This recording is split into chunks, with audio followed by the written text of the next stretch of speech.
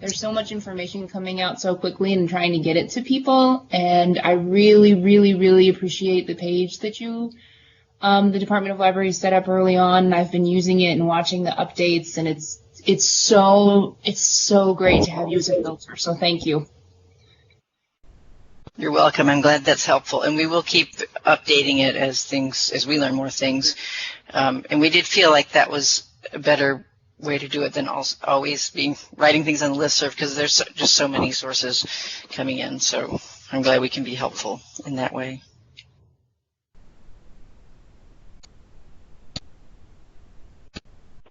Hi, Joy. This is Cheryl calling from Bakersfield. I've just finally gotten in.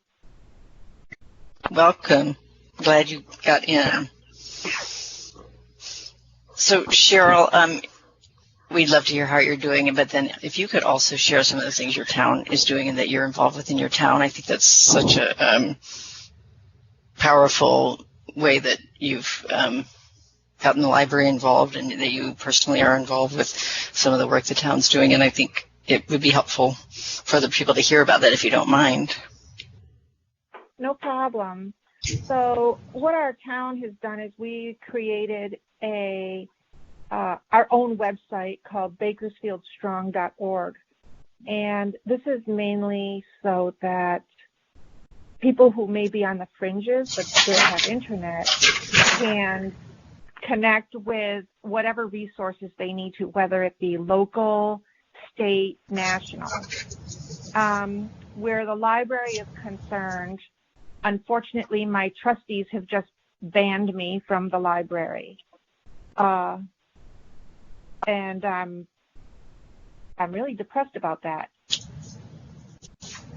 So I'm still trying to be in communication just through our local Facebook page and our own Bakersfield page to keep kids and parents amused, to keep them interested.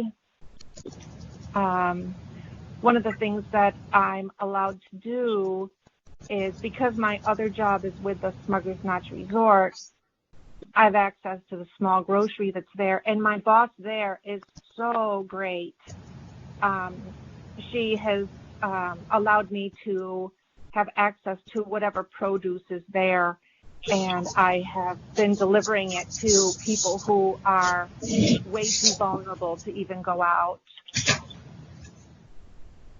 But I mean, that's basically what we're doing in our town, and how we're just trying to keep the connection in our own town. We had a birthday parade the other day for a 9-year-old girl whose obviously birthday was completely canceled.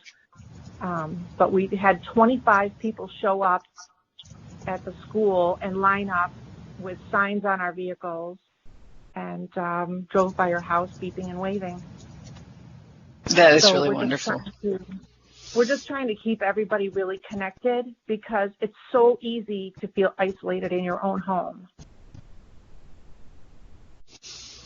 Yeah, that's really a good point. So there's some stuff talking in the chat supporting you, and also I don't know if everyone's reading the chat, but there is a comment about sort of how some of the comments, pros and cons of curbside, can get a little critical on the listserv. I know we're all feeling stressed and stuff, but it's a great suggestion. Just continue being respectful and be careful about doing that, not being that way. It's, we all have strong passions, and it's certainly easy to slip up sometimes. And we're also all, living in our homes and surrounded by our families all the time. And, that can be a wonderful thing, but that can cause tension too. So anyway, good point, Amy, about that. Anyone else?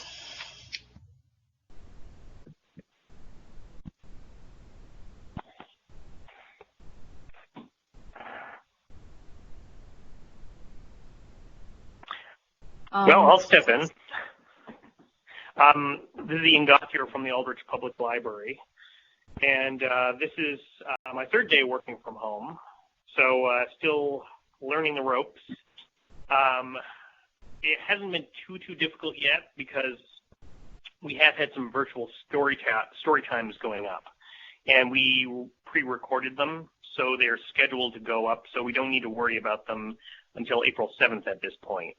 So it's nice to have that kind of out of the way. So we still have virtual programming going on, but we don't have to worry about it right now, at least. We've been communicating a lot with our team via Sling. That's what we use for scheduling, and A-Clock. And we are able to write notes about what we're doing, kind of logging what we're doing throughout the day. We were recently doing some preparation for reviews with the director, the library director, and we were doing sort of a time study in preparation for that. Obviously, we haven't actually gotten around to doing the reviews yet because of the pandemic, but the preparation for doing the time studies. Has everyone done a time study before? Yeah. You write down the time and you kind of keep track throughout the day of what you've been doing. The preparation for the time study has been kind of helpful in being able to kind of where will the sound come from? Log the tasks that you're getting done at home, and then communicate them to the rest of the team, and communicate with the rest of the team via email and via phone. So yeah, that's been the experience the last few days. So, Ian, I'm curious, were you going to do the time study anyway, or does this have to do with working from home and explaining what you're doing at home? Or is this something that you've done on site as well? We actually did the time study last month at the library in preparation for reviews, but having done the time study, it helped us to kind of, have an idea of how to log the tasks that we're doing and communicate that to the rest of the team. I think it's really important to keep track of that and at some point communicate it to your board as well. I know that, there's a lot of worry and stress, and again, it's going to be one of those things, probably each town might fall out differently on this, but who will get paid? How much will they get paid for? Will some people have to be furloughed? And being able to show what you're doing at home is really important, and show that there's a lot of stuff that you can really get done at home. The most recent page we added to our site on the Department of Library site is a list of ideas about things to do at home that you might have time for now that you don't normally, or just regular tasks that can be done remotely. Yeah, it is pretty weird to be doing weeding at home with the core collection and just digital reports, but it's at least one task that you can do, and been able to take a couple of other tasks home, being able to catch up on School Library Journal reviews for sure. But yeah, there's definitely concern because there's really no end in sight, is there? So, we don't want to use up all our sick time, obviously. So.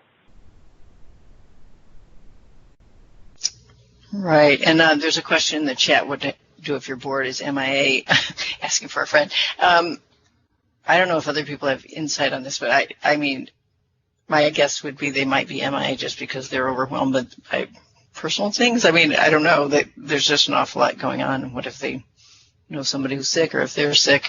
I could imagine that a board member might have slipped their mind, actually, that they're even a board member. Just some of the things that you do on the side that are not right at the front of your mind right now. But again, I don't know your board members. Does anyone else have any thoughts on that?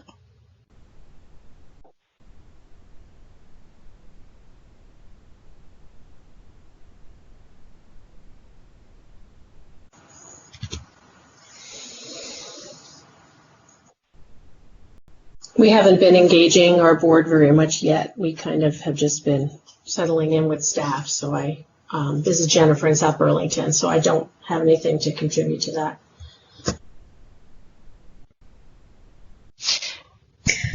Hi, If they're go ahead, sorry. This is Michelle from Grafton Public Library. I guess I would just say continue to reach out to your board, and it's very easy to set up a meeting on Zoom just to check in. And you know, I think just keep reaching out to them by email or and offer them some help, you know, even over the phone, so that you can have a check-in meeting as needed. We've had in Grafton, I've called a couple of emergency meetings. One when I saw that it was really necessary to close the library because we were having a lot of tourists come in, and I wasn't sure whether my elderly staff and volunteers and patrons were safe. And I had their support for that, and then a second meeting to make sure that I could close the library. They wanted me to stay open by appointment for computer use, and I got increasingly nervous about that. So I just kept reaching out to my board, and they've been very responsive. I think if they are not going to answer you, there's nothing you can do, but I would continue to reach out to them during this time so that they know what you're doing and what's happening in your library, and you have their support when possible.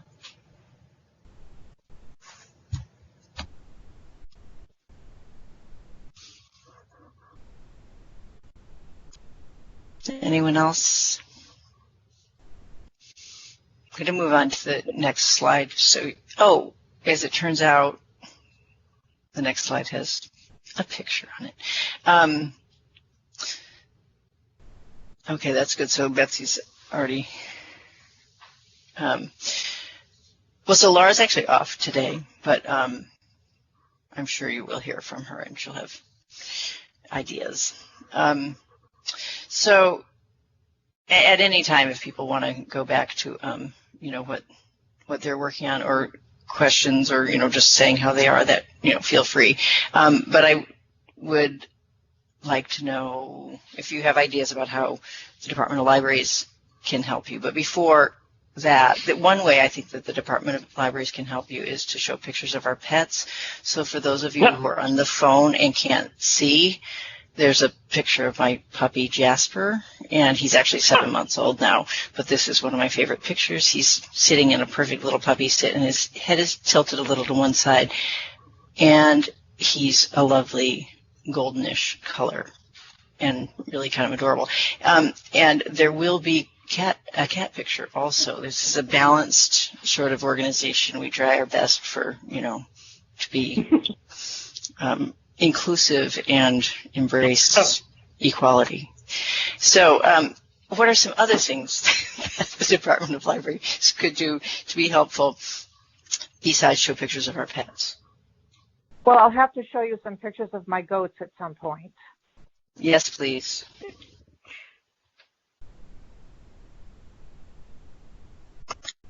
Hi, this is Maddie speaking from the Bixby Library. I was just wondering, we were interested in perhaps beginning a listserv of sort of local librarians in the Addison County area. The huge list is great, but we'd like to know on a more localized level what people are doing story hours when, and what programs that they're offering. And I was wondering if the Vermont Department of Libraries would be able to help us to set up a listserv for that sort of more localized group. So there actually is a Google group for that Laura set up for the regional meetings, and it seems like that would serve that purpose. So I don't know if are you on that for Addison County, Maddie? Yeah, that's only for directors, but certainly we could add non-directors to that group. I'm thinking of it for more than just the directors necessarily, but we could certainly add and then remove once we're out of this strange time. Yeah, I mean, I don't if that would work for you. That seems like it might be simplest, unless you want to, keep a space where you're just talking directors too, because that might also be helpful. I think maybe for now, another option would be just to make a new Google group. If that wasn't too big a hassle, I think we could help y'all with that if that would be worthwhile. Either way, I mean, they're sort of functionally pretty similar solutions. That might be a good suggestion to give to other regional groups as well. Because, yeah, it's a good idea to know always a good idea to know what the libraries nearby you are doing.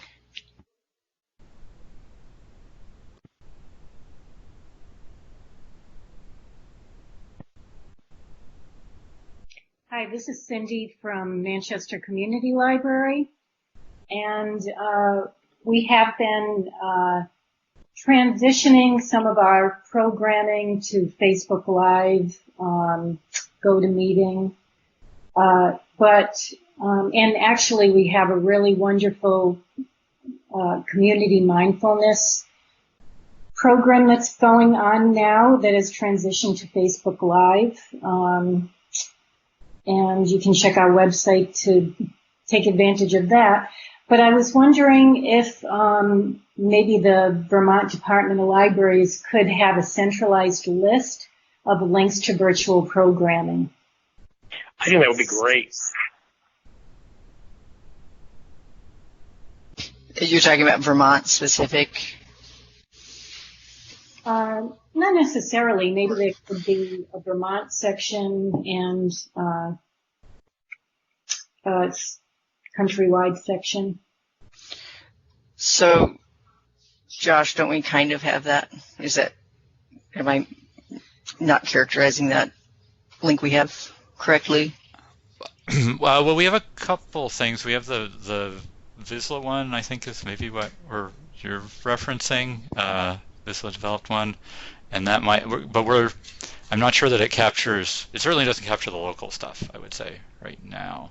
So that might be something that we could work on and solicit. So just to make sure what sort of resources are you most interested in having on that? Well, I'm the adult programmer, so any sort of adult programming that would appeal to people beyond their local community. Gotcha. It isn't community specific. Gotcha. We do have some stuff that's coming down the pipeline, like some lists that are getting constructed, so that might resolve that. But if it's not, we can see about adding additional stuff that we can sort of crowdsource and put together. Yeah, it'd be helpful if people sent in ideas if they come across those too. But I don't want to pull it up now because I'm afraid I'll deconstruct the picture of my dog and access to speaking to all of you. But Josh, isn't there a page that, like online, like virtual programming? Isn't there a page on that? Using my imagination on that. Let me pull up what we have. Hold on one sec. Okay, so that we have, that's the, we have sort of, we have a couple of different things that sort of dance around it. Hold on. I guess I was thinking about the one that's called Online Resources for Patrons. Yeah, so that's mostly the sort of traditional online resources like Vermont Online Library and Overdrive and Mango and things like that. It's not the more specific, the narrower, more individualized stuff. There's also an additional one called Learning at Home Resources, which is constructed for school libraries, but it has a lot of potential crossover. So I think what I can do is, I think we can make a Google Sheet where libraries add the programming that they're currently doing virtually, and then everyone can add in what they're doing. Erika, we could split it up, at least initially, with tabs for maybe adult and children's programming, but that way people could just add to it as they go. and use it as a place to steal ideas from, because everybody's got great ideas. I think that would be really useful. Well, that's excellent. We got a good concrete idea of what to do out here. Yeah. Hi, this is Sharon. Can you hear me? Yes. Hi. I think that would be useful to have Vermont programming in a doc. I think knowing that local people are using it and we're sharing it is good. I think people feel like it's coming locally. So I like that idea.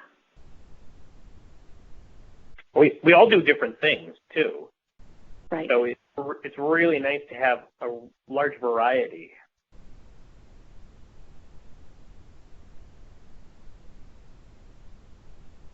I just did a Facebook Live just now to demonstrate how easy it is to use GMLC. And I filmed myself on my PC downloading a book. And if anyone else had done that already, I would have loved to share it and say, great job, Adrian and St. J for showing people how easy this is. It's a terrible video that I did, but I did it. Who was that? Who was just speaking? I'm sorry. This is Sharon from Alice Ward in Canaan. I'm a one-man show. Sharon Yes. from Alice Ward? Correct. And you put it up on your Facebook page? I did, and I sat at my PC and did not film my face, which made me feel very comfortable. Yeah. And filmed my mouse going around, just like an older person using a PC to get downloadable books might do. So if we checked on Facebook, if we looked for we searched for Alice Ward Memorial, we could find you? Oh yes, it's not very good. I apologize in advance. Oh no, I'm sure it'll be great. Thank you. I keep telling my patrons we all have to learn how to do things a little differently. So here I am. We've got to approach things a little differently. So this is Joy. I just want to say, Sharon, I think that is so awesome. I love the fact that you did it even though you weren't super comfortable and hadn't done it before, and you just did it anyway. So I think that's just a great, brave thing to do. And it also, I'm thinking about your patrons who know you and they'll recognize you, not in the one where you didn't show your face, but in the other one that I looked at that you did last week. And I think that's probably more valuable to them than if it were a really slick, well-produced thing by someone they didn't know. So kudos to you for doing that. I love that. I don't know if this is the time, but since I'm unmuted, I would like to outline what I've done for programming, if that's okay. Yes, please. I'm spending my program money. Local health providers have asked for the hand-sewn masks, and I know there's a ton of controversy about their efficacy and all of that, but we're responding to a need. We're not judging if they work or not.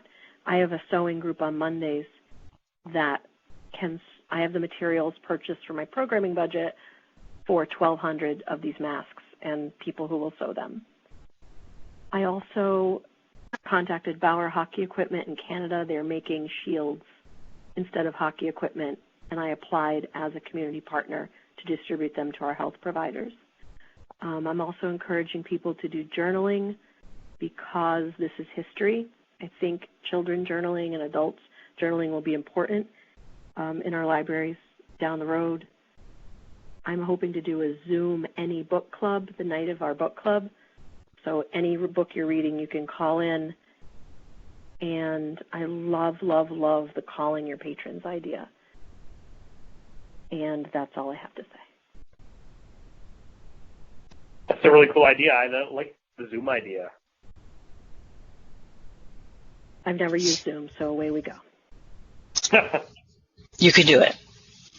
So I just learned about this thing called Story Circle because my husband was doing it with a group the organization he runs.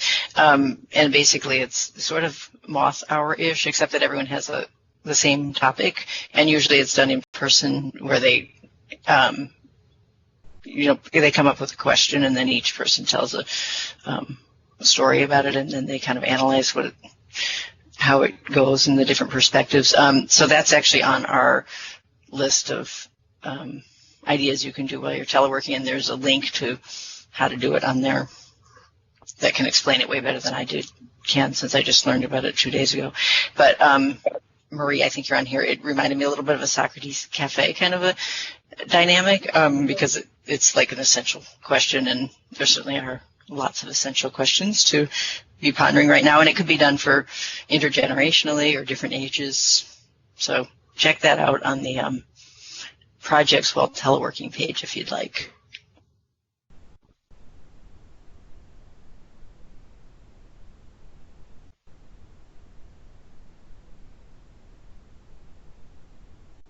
Which, this is Joy again. It reminds me that I think where I was thinking of, there were some programming ideas was actually on that page. So that page that we just finished, well, it's not a finished product, but that we just put up yesterday, is divided into like cataloging, administrative, collection development, and there's a virtual programming section on that. It's not super robust, but it does have some ideas there. And we would love to hear more ideas, and we'll take some ideas that we've heard today and add them to those.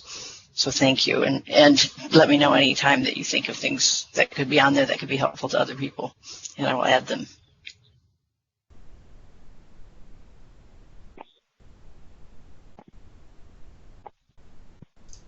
Joy, I just want to jump in for a second.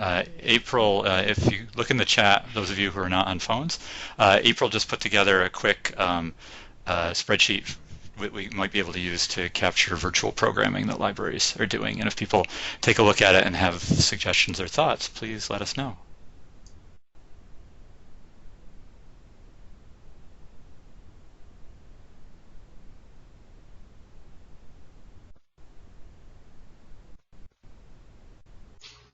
That April, she's quick. That's awesome. I try.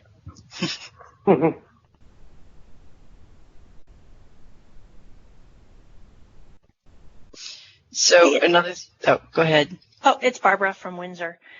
And trying a bunch of different programming stuff using Jitsi, which is the open source software. Just going to do a couple of different writing groups. Going to do a Great Reads for a Pandemic reading group, just whatever you want to talk about. We've been all excited to start a climate change reading group that everyone was excited about, but then people are like, oh my God, there's way too much stressful stuff going on right now, so we don't want to deal with that too. And also, I don't know, I think it's going to be, I'm going to try doing, on Jitsi, I'm going to try doing an open mic and see if musicians want to come, and I'm encouraging them to grab a local beer or a local silo distillery drink or a local coffee. I'm a little worried about that one. I think the sound quality might be an issue. So if anyone has suggestions for that, that might be good. But and our youth programming, our youth person is doing different Facebook programming stuff for kids, like what surprise programming each Wednesday that'll be put up on our Facebook page. And what's the name of the platform again? Jitsi, Jitsi. You can download Jitsi Meet. It's similar to Zoom. I was just like, it's free, it's open source. I don't want to give corporations more money than they need.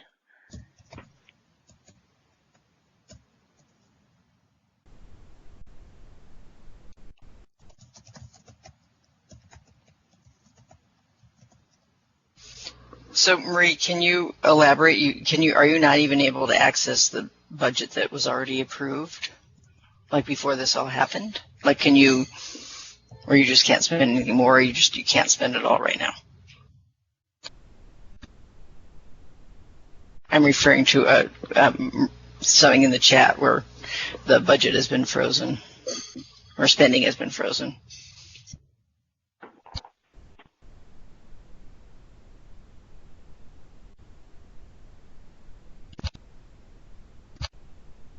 Oh, there's that word essentials again. Stop spending except for essentials, and then who gets to decide what's essential?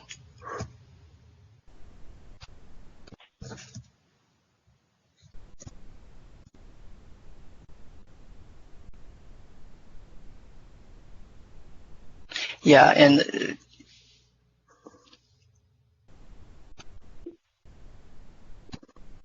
that's right, what Almi's saying, that the trustees, if you're a municipal library, that the trustees should be in charge. But, yeah, it's in theory. But that might be something, I don't know, you could reach out to Laura about. I mean, I'm sure there's going to be a lot of questions like this, and the question of who has authority, and, you know, unusual times, and people maybe taking authority when they shouldn't, but it needs to be fought against.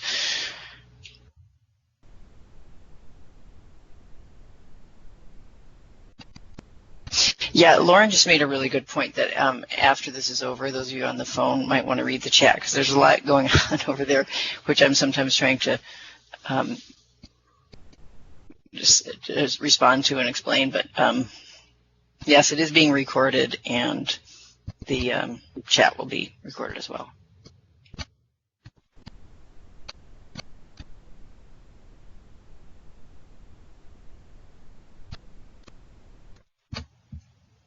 So one of the things, this is Joy again, and one of the things I wanted to make sure to talk about just briefly, because this is all on our website and you can delve into it more if you want, but if people do have time to do a little bit more continuing education than they normally do when they're on site running the library, there are some more in-depth things, like a lot of the times the things I share are like 1-hour webinars, but there are some longer things. The University of Wisconsin has some like several week-long they're webinars, but they're more made into like a class. Three Rivers Community College in Connecticut also has that kind of thing. And then I did want to say, if anybody's in the certificate program and has done the ALA webinars and was hoping to finish the core administrative requirement, as we had said that you could when we sent those out like in January, and we are going to still figure out a way. We have figured out a way to make that work. One of the 5 webinars got postponed, and no date for when it might actually be done. So Laura and I are actually going to do a webinar on that topic, which is basically managing daily operations on top of administrative things and management kind of things. So we're going to do that.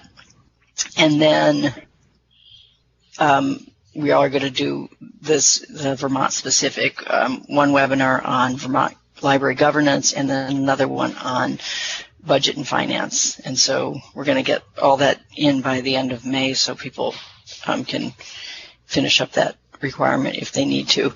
And then also, this is still very much a work in progress, but we are going to try to find ways to help on some of those paid webinars, see if there's some support that we can do for that through. We have CE grant money, which typically has gone to conference attendance, and we're going to sort of work on seeing if we can shift some of that during this time, where maybe buy some seats and things, and that's all like not definite yet, but just know that we are working on that and seeing the need for that. So hopefully some of those paid webinars will be accessible to more people.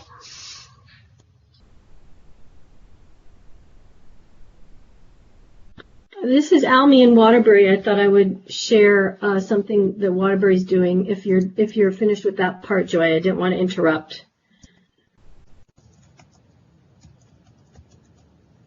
Joy? Oh, maybe we lost Joy for a second. Well, in any case, Almy, I think Joy is muted. Oh, okay. Hang on. Let me see if I can unmute her. Her picture. Okay, I unmuted her. Joy, are you there? Okay, how about now? Yes. I was chatting away over here to Jasper about There you are. So, Almy was about to mention yes, something. and I had intentionally, I was telling her, oh, please, Almy, please go ahead. Okay. Well, probably this, I don't think this is unique to Waterbury, but I'll tell you about our experience.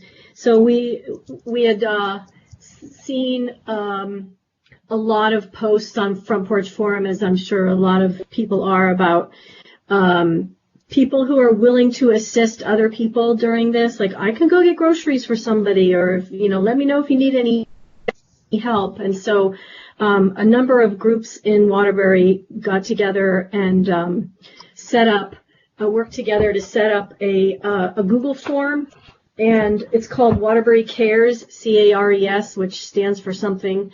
And the library is the organizing institution, so we've advertised that people can sign up on this form, whether they want to offer volunteer assistance or whether they need assistance. And we are collecting because it's a Google form, it dumps into a spreadsheet. We're collecting all of the answers, and then we're matching people, the people who need assistance with the people who offer that kind of assistance, and connecting them mostly through email. And then they kind of take it from there. So we're not responsible for vetting anything or, making sure that, people have any kind of training or credentials or anything like that. It's really a community volunteering kind of thing. And so far we've had way more people offering assistance than people who need assistance, but I imagine that balance will tip at some point.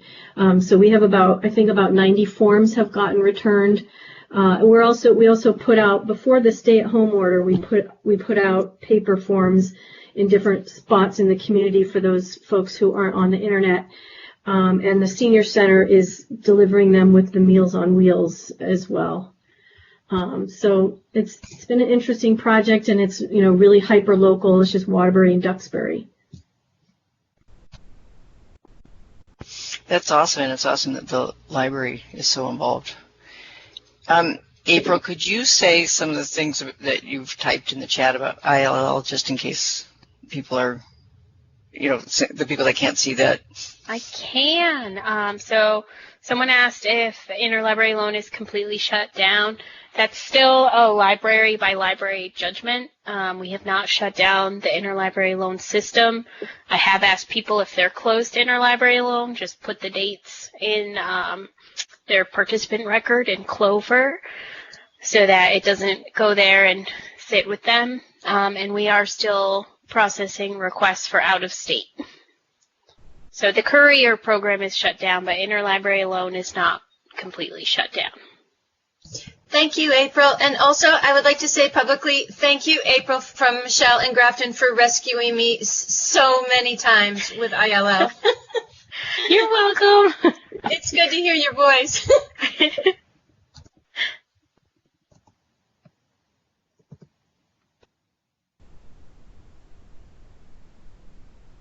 Marie asked if I have a sense of how many libraries are on ILL vacation, and I have a report, but it put together every library in the system with no easy way to sort it. But in general, I would say at least 85-ish% of the libraries in Clover are on ILL vacation, at least the public libraries.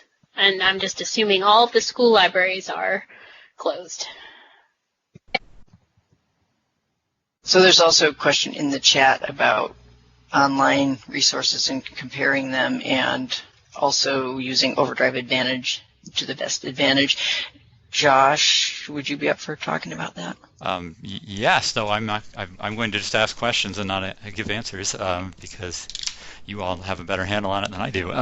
But yeah, so the question is, I think we'll make it a two-part question, is about someone who was looking to spend some, I think, additional money on online resources, and they were wondering the relative merits of putting money into Overdrive versus putting money into RB Digital versus dipping their toes into Hoopla. And there's other stuff out there, but those were the big three that kind of jumped out to me. So the question, so that's question one, is do you have a sense, is there one that you prefer of those? And then question two is, are you spending more, if you have the capacity, are you spending more money on electronic resources, and if so, where is it going?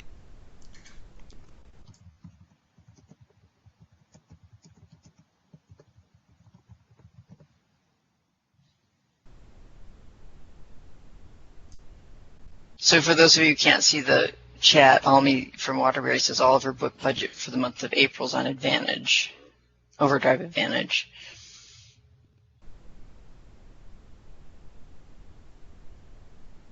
And Almi was making a pitch for Overdrive Advantage being a good solution. She says she uses it to buy extra copies for books that her patrons have holds or multiple holds on, and then has been able to buy more since.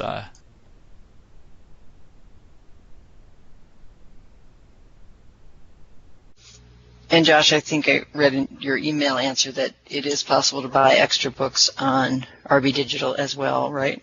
Yes, there is an equivalent for RB Digital. There's a little challenge in that if you haven't done it before, they need to set something up. So if you have RB Digital and you want to get additional items just for your patrons, get in touch with me and I can move you along the process. Along those lines, has anybody started using Hoopla, or maybe reoriented the way they increased their budget on Hoopla, or anything like that in the current circumstance?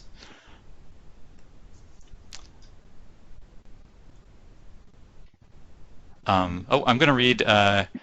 Kate just posted on that. Kate Hunter posted, I just joined Hoopla to give our patrons more options. Although it is a new platform for patrons to use, it seemed to make the most sense for my community. It is a pay-per-use program.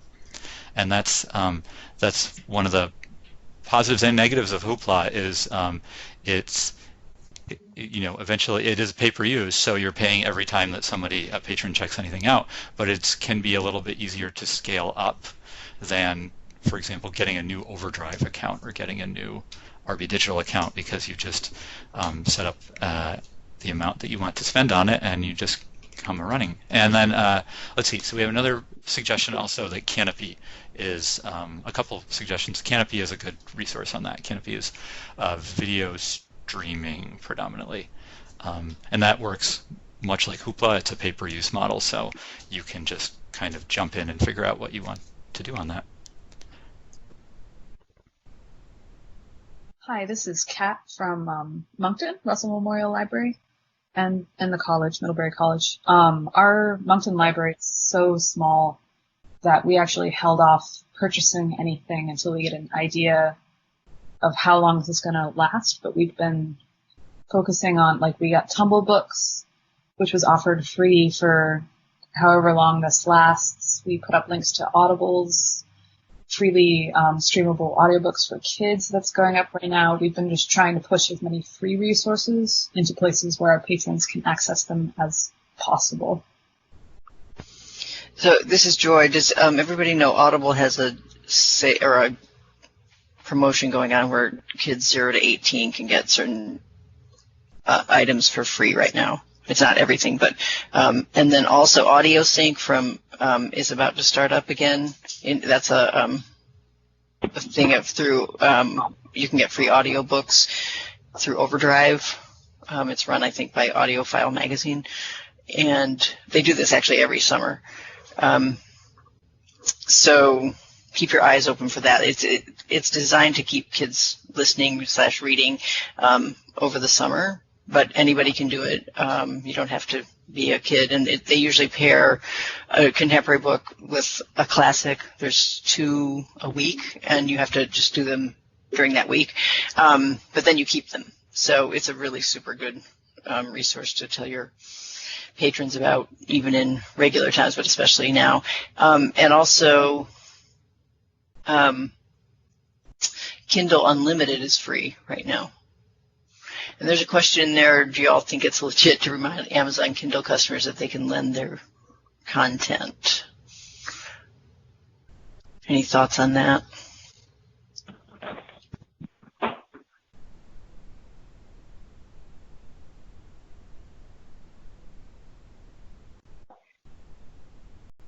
So why wouldn't it be okay to remind people of that if Kindle does that? I don't know what the downside would be.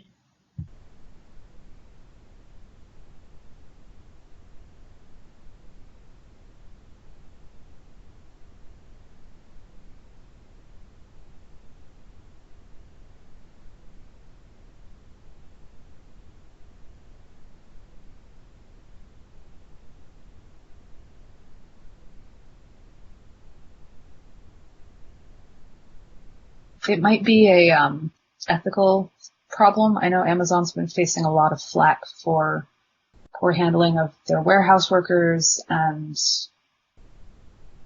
basically bad human rights management all around. And encouraging patrons towards that might be a problem for some libraries.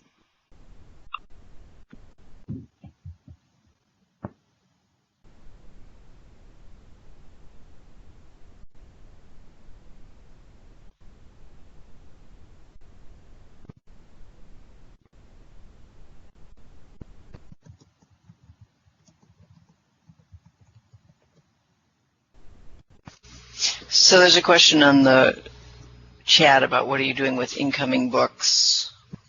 And there's also, I can't keep up with the links in the chat. Yes, we will do these, copy out all these links and put them on our pages.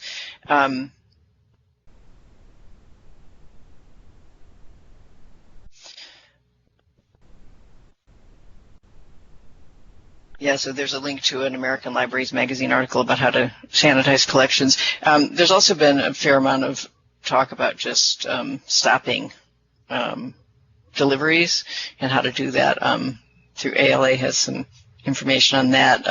If you decide that that's what's best for you, just because you're not there to process them, and just one less delivery that delivery people have to make. Joy, can I jump in and just read that question aloud so people have the Please, yes. on it?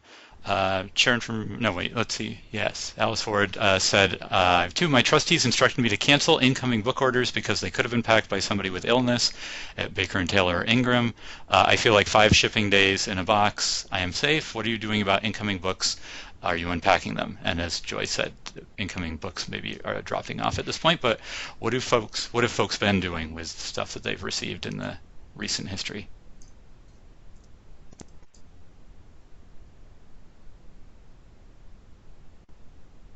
And we have a This is Cheryl. Oh, yeah. This is Cheryl from HF Brigham Library. I'm still unpacking my incoming books, and I'm cataloging them because I do feel like they've spent enough time in a box. But I'm also, as soon as I unpack that box, I've got wearing gloves because I don't know the condition of, the UPS drivers and the FedEx drivers, and I'm concerned for them.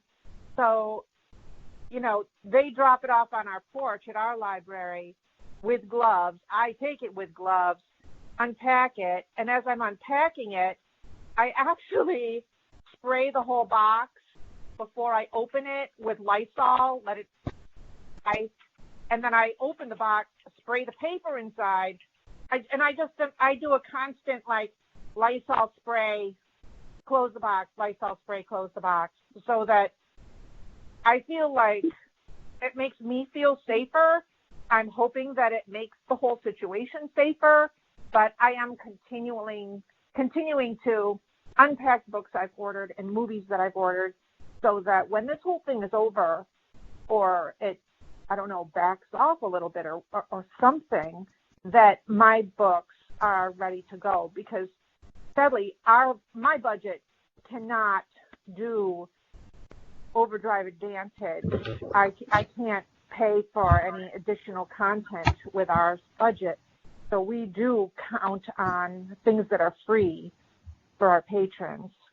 So that's just what we're doing.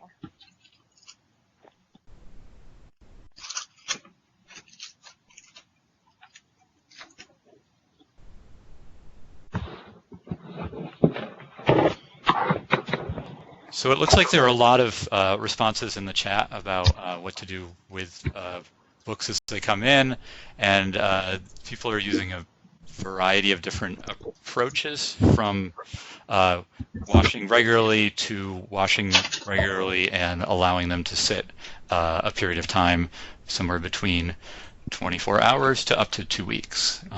That seem to be the general responses.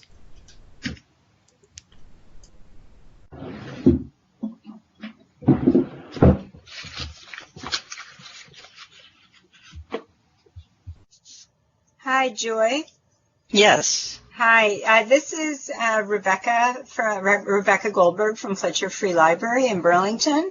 And I'm just saying hello. I just want to thank all of you there, Josh, everyone who's helping to coordinate all this. I think the spreadsheet for our virtual content will be terrific to use, and just appreciate having that place to go for, I've been many times in the last week to look at what you've added. So it's been super helpful, and I just wanted to thank you. I know we're all working on things individually, and it'll be great to be able to start sharing some of that.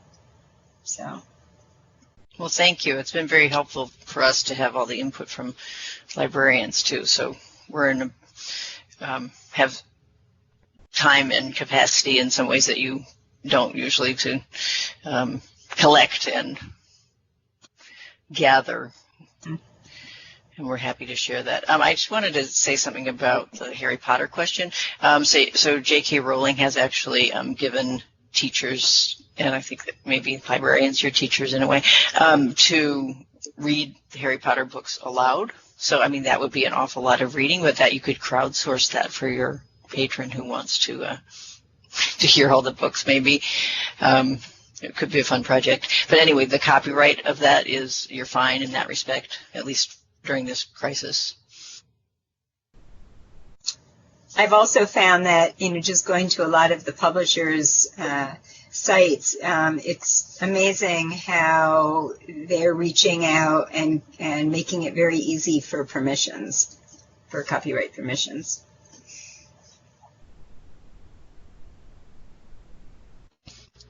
Yeah, there is a document listing different authors who have made that, agreed to that as well. There's a lot of questions about copyright and online story hours and stuff, so we have some information about that. Joy, could I pop on and read another question on the chat? Of course. All right. Maria asks, a completely different topic. How are people approaching summer learning programming planning and summer reading planning? Are people acting like we should just forge ahead and go on normally, or are we kind of holding back?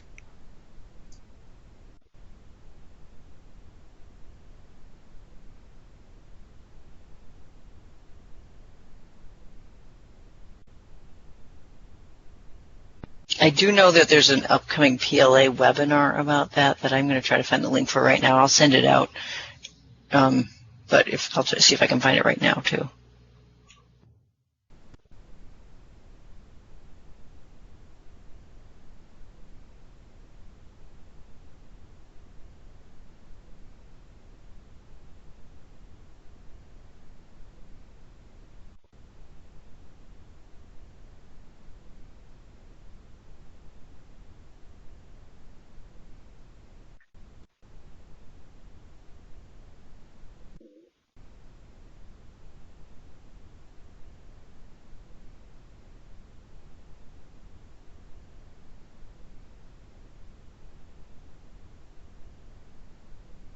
Oh, yeah, thank you for that reminder, Rebecca, that Jonathan Clark, the Youth Services Consultant, is doing a webinar next week, Thursday at 10 a.m., 10 to 11, and that'd be a great topic of discussion for that. I'm sure he'll have some ideas about that. We are getting pretty close to 2 o'clock. My last slide, the one that features a cat, and again, for those of you who can't see it, it's a very furry black cat named Trigger. Its full name being Trick or Treat. It lives at Josh's house. It owns Josh's house probably. But I think there's going to be more things that people want to talk about and we need to talk about, and we're going to learn new things. And if history shows anything, it's going to be a completely different atmosphere a week from now. So we're just going to try to do these regularly, and so some of us anyway from the Department of Libraries will be available next Friday, 11 to 12, and hopefully people come on and talk about what they want to talk about, and we'll share new information if we have it at that point. So we will also record these and put them up on our site. Also, that cat is 20 years old. Wow. that is really remarkable.